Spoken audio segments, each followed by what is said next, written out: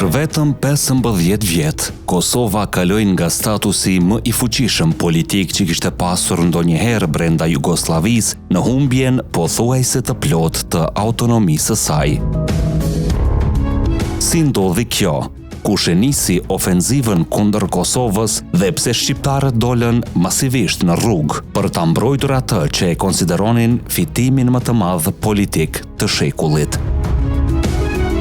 Nëse ju pëlqejnë tema të tilla historike, mos harroni të pëlqeni videon dhe të abonoheni në Histori Epike, sepse sot do të tregojmë historinë e rrugës që çoi nga Kushtetuta e vitit 1974 deri tek suprimimi i autonomisë së Kosovës në vitin 1989. Vitin 1974 shënoi një kthes historike për Kosovën. Pas demonstratave të vitit 1968 dhe presionit të vazhdueshëm të shqiptarëve për më shumë të drejta, Jugosllavia miratoi një kushtetutë re federale. Brenda saj, Kosova fitoi kompetenca që deri atëherë dukeshin të paimagjinueshme. Për herë të parë Kosova kishte kushtetutën e vet, institucionet e veta, gjykatën kushtetuese, përfaqësim të drejt për drejt në organet federale dhe të drejt vetoje në shumë procese vendimarrëse. Edhe pse juridikisht mbetej krahinë autonome brenda Serbisë, në praktik pozita e saj ishte shumë më afër republikave jugoslave se sa një njësie të zakonshme administrative. Për shqiptarët, kjo ishte fitoria më e madhe politike që nga përfundimi i luftës së dytë botërore. Universiteti i Prishtinës po zhvillohej me shpejtësi. U krijuan Akademia e Shkencave dhe Arteve e Kosovës, Instituti Albanologjik dhe Instituti i Historisë. Botoheshin libra, zhvillohej kultura kombëtare dhe po formohej një elitë re intelektuale shqiptare. Megjithatë, jo të gjithë e shikonin me sy të mirë këtë zhvillim. Në Beograd, qarqe të shumta politike dhe akademike e konsideronin Kushtetutën e vitit 1974 si një goditje ndaj Serbisë. Sipas tyre, Serbia ishte dobësuar sepse brenda saj ekzistonin dy krahina autonome me kompetenca shumë të gjëra, Kosova dhe Vojvodina. Për disa vite, pakënaqësia mbeti nën sipërfaqe, por më 1981 gjithçka shpërtheu. Në mars të atij viti, një protestë studentore në menzën e studentëve të Universitetit të Prishtinës nisi fillimisht për kushte më të mira jetese. Askush nuk mund ta parashikonte se ajo do të shndrohej në lëvizjen më të madhe politike shqiptare në Jugosllavi pas luftës së dytë botërore. Brenda pak ditësh, protestat u përhapën në Prishtinë dhe më pas në qytete të tjera të Kosovës. Në rrugë u dëgjuan thirrje që tronditën Beogradin, Kosova Republik, vetvendosje, Trepça punon, Beogradi ndërton. Për mira shqiptare, autonomia e vitit 1974 nuk mjaftonte më. Ata kërkonin që Kosova të bëhej republike barabartë me 6 republikat e Jugosllavisë. Për udhëheqjen jugoslave, kjo ishte e papranueshme. Policia ndërhyri me forcë, demonstratët u shtypen me dhunë, qindra njerëz u arrestuan. Mijëra të tjerë u morën në pyetje, humbën vendet e punës ose përfunduan në burg. Por edhe pse protestat u shuan, pasojat e tyre nuk u zhdukën. Në fakt, viti 1981 krijoi një ndarje të thellë mes shqiptarëve dhe serbëve në Kosovë. Beogradi filloi të shikonte Kosovën jo si një krahinë autonome, por si një problem politik që duhej zgjidhur. Në këtë atmosferë filloi të ngrihej një figurë që do të ndryshonte historinë e Ballkanit. Emri i tij ishte Slobodan Milošević. Në mesin e viteve 80, Serbia po kalonte një periudhë krizash ekonomike dhe politike. Miloševići kuptoi se nacionalizmi serb mund të shndrohej në mjetin e tij për të marrë pushtetin. Në vitin 1986 u publikua memorandumi i Akademisë Serbe të Shkencave dhe Arteve, një dokument që pretendonte se serbët po diskriminoheshin në Jugosllavi e në veçanti në Kosovë. Ky dokument u bë baza ideologjike e nacionalizmit të ri serb. 2 vjet më vonë ndodhi momenti që e shndroi Miloševićin në liderin më të fuqishëm serb. Më 24 prill 1987 ai shkoi në fushë Kosovë për t'u takuar me serbët lokal. Gjatë një përplasjeje me policin, ai u drejtua turmës me fjalët që do të hynin në histori. Askush nuk guxon t'ju rra. Për serbët nacionalist, ai u bë menjëherë hero. Për shqiptarët, kjo ishte shenja se po fillonte një epokë e re përplasjesh. Pas këtij momenti, Miloševići nisi ofenzivën kundër Kushtetutës së vitit 1974. Në Serbi filluan të organizoheshin mitingje masive nacionaliste. Mediat serbe flisnin çdo ditë për Kosovën. Shqiptarët paraqiteshin si kërcënim për serbët, ndërsa autonomia e Kosovës cilësohej si padrejtësi historike ndaj Serbisë. Objektivi ishte i qartë: duhej shkatëruar autonomia. Nga viti 1987 deri në vitin 1989, presioni mbi Kosovën u rrit vazhdimisht. U organizuan diferencime politike, u larguan kuadro shqiptare nga institucionet, u arrestuan aktivistë dhe intelektual, ndërsa propaganda serbe bëhej gjithnjë e më agresive. Shqiptarët e kuptonin se po afrohej momenti vendimtar. Në shkurt të vitit 1989 shpërtheu një nga ngjarjet më të rëndësishme të historisë moderne të Kosovës. Minatorët e Trepçës hynë në grevë. Të ngujuar qindra metra nën tokë, ata kërkonin mbrojtjen e autonomisë së Kosovës. Greva e tyre u kthye në simbol të rezistencës shqiptare dhe mobilizoi pothuajse të gjithë popullsinë. Në qytete u organizuan protesta masive, por Serbia nuk u tërhoq. Më 23 mars 1989, Kuvendi i Kosovës u detyrua të miratonte ndryshimet kushtetuese që ja hiqnin krahinës shumicën e kompetencave të fituara me Kushtetutën e vitit 1974. Shumë delegatë votuan nën presion të jashtëzakonshëm politik dhe në prani të forcave të sigurisë. Për shqiptarët, kjo ishte dita kur autonomia u rrëzua. Vetëm 5 ditë më vonë, me 28 mars, në Beograd u organizuan festime madhështore. Miloševići shpalli se Serbia ishte ribashkuar, por ndërsa në Beograd festohej, në Kosovë mbizotronte zemërimi. Arrestimet, burgosjet dhe represioni vazhduan. Megjithatë, historia nuk përfundoi aty.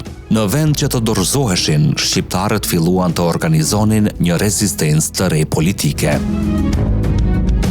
Nga kjo rezistencë do të dilnin deklaratat kushtetuese të Dykorrikut 1990, Kushtetuta e Kaçanikut, referendumi për pavarësi dhe institucionet e Republikës së Kosovës. Suprimimi i autonomisë në vitin 1989 nuk e zgjidhi çështjen e Kosovës. Përkundrazi, ai shënoi fillimin e kapitullit të fundit të Jugosllavisë dhe rrugën që, pas shumë sakrificash, do të çonte Kosovën drejt pavarësisë. Pas suprimimit të autonomisë në mars të vitit 89, shumë serbë besuan se çështja e Kosovës ishte mbyllur një herë e përgjithmonë. Miloševići dhe bashkëpunëtorët e tij festonin në Beograd, ndërsa propaganda shtetërore e paraqiste këtë si një fitore historike të Serbisë, por realiteti në Kosovë ishte krejt ndryshe. Shqiptarët nuk e pranuan kurrë humbjen e autonomisë. Në muajt që pasuan, regjimi serb filloi një ofensivë të paprecedent ndaj institucioneve të Kosovës. Kompetencat që kishin ekzistuar për 15 vjet u transferuan në Beograd. Administrata, policia, gjyqësori dhe ekonomia kaluan në kontroll të drejtpërdrejt serb. Një nga një, institucionet që simbolizonin subjektivitetin politik të Kosovës po zhdukeshin. Por sa më shumë rritej presioni, aq më shumë rritej edhe rezistenca. Kuvendi i Kosovës po kërkonte shpalljen e vendit si republik. E në vitin 1990 për të parandaluar këtë, regjimi serb ndërmori një tjetër hap vendimtar. Kuvendi i Kosovës u shpërnda me forcë, ndërsa deputetëve shqiptar ju ndalua ushtrimi i mandatit. Serbia synonte të jepte fund çdo forme të organizimit politik shqiptar. Megjithatë, deputetët shqiptar gjetën një mënyrë për t'u kundërpërgjigjur. Më 2 korrik 1990, para ndërtesës së kuvendit në Prishtinë, ata miratuan deklaratën kushtetuese, me të cilën Kosova shpallej njësi e barabartë në kuadër të Federatës Jugoslave. Ishte një akt sfidues që tronditi Beogradin dhe tregoi se shqiptarët nuk kishin ndërmend të hiqnin dorën nga aspiratat e tyre politike. Vetëm disa muaj më vonë, me 7 shtator 1990, deputetët shqiptar u mblodhën në Kaçanik. Në rrethimin e policisë serbe dhe në kushte jashtëzakonisht të vështira, ata miratuan Kushtetutën e Republikës së Kosovës. Për herë të parë pas luftës së dytë botërore, Kosova po shpallej republik në mënyrë formale nga përfaqësuesit e saj politik. Shteti i vetëm që njohu Republikën e Kosovës ishte Shqipëria, por Serbia reagoi ashpër. Filloi një valë masive largimesh nga puna. Mbi 80.000 shqiptar humbën vendet e tyre të punës në administrat, arsim, shëndetësi, polici dhe ndërmarrje publike. Shkollat shqiptare u mbyllën ose u vunë nën kontroll të rrept. Universiteti i Prishtinës u godit rënd. Objektivi ishte i qartë, të thyhej rezistenca e popullsisë shqiptare përmes presionit ekonomik dhe politik. Në vend të dorëzimit, shqiptarët ndërtuan atë që më vonë do të quhej sistemi paralel. Mësimi vazhdoi në shtëpi private, garazhe, bodrume dhe objekte të improvizuara. U krijuan institucione alternative të arsimit, shëndetësisë dhe administrimit. Ishte një fenomen pothuajse unik në Evropë. Një popull i tërë po organizonte jetën e tij jashtë sistemit shtetëror që e konsideronte shtypës. Në shtator të vitit 1991 u organizua referendumi për pavarësi. Pavarësisht ndalesave dhe presionit të madh, shumica dërmuese shqiptarëve votuan në favor të një Kosove të pavarur dhe sovrane. Nga 1.051.357 qytetarë me të drejtë vote, 914.802 votuan. Dhe 99.98% prej tyre votuan në favor të shpalljes së pavarësisë. Një vit më vonë, në maj të vitit 1992, u mbajtën zgjedhjet e para pluraliste të Republikës së Kosovës dhe Ibrahim Rugova u zgjodh president. Ndërkohë Jugoslavia po shpërbëhej në luftra të përgjakshme. Slovenia, Kroacia dhe Bosnia po kalonin nëpër konflikte të rënda, ndërsa Kosova mbetej në një regjim gjithnjë e më represiv. Shumë shqiptar shpresonin se rezistenca paqësore do të sillte ndërhyrjen e bashkësisë ndërkombëtare dhe zgjidhjen e çështjes së Kosovës, por vitet kalonin dhe situata nuk ndryshonte. Nga mesi viteve 90, një pjesë e shqiptarëve filluan të humbisnin besimin se vetëm rezistenca paqësore do të mjaftonte. Në këtë klim u shfaq ushtria çlirimtare e Kosovës, e cila gradualisht mori mbështetje gjithnjë e më të madhe. Konflikti u përshkallëzua deri në luftën e viteve 1998-99. Pas mira viktimave, dëbimit masiv të shqiptarëve dhe ndërhyrjes së NATO-s kundër Serbisë, regjimi i Miloševićit humbi kontrollin mbi Kosovën në qershor të vitit 99. Ironikisht, vendimi i vitit 1989 që duhej të shkatëronte përfundimisht subjektivitetin politik të Kosovës, prodhoi efektin e kundërt. Suprimimi i autonomisë nuk e forcoi Jugosllavinë dhe as Serbinë. Përkundrazi, ai ndezi procesin që çoi tek deklarata e 2 korrikut, kushtetuta e Kaçanikut, referendumi, lufta dhe në fund tek shpallja e pavarësisë së Kosovës më 17 shkurt 2008. Kështu, ajo që nisi si përpjekje për të kthyer Kosovën në kontroll të plot serb, përfundoi me humbjen përfundimtare të saj nga Serbia. Dhe për shumë historian, pikërisht 23 marsi i vitit 1989 ishte momenti kur filloi numërimi mbrapsht drejt fundit të Jugosllavisë.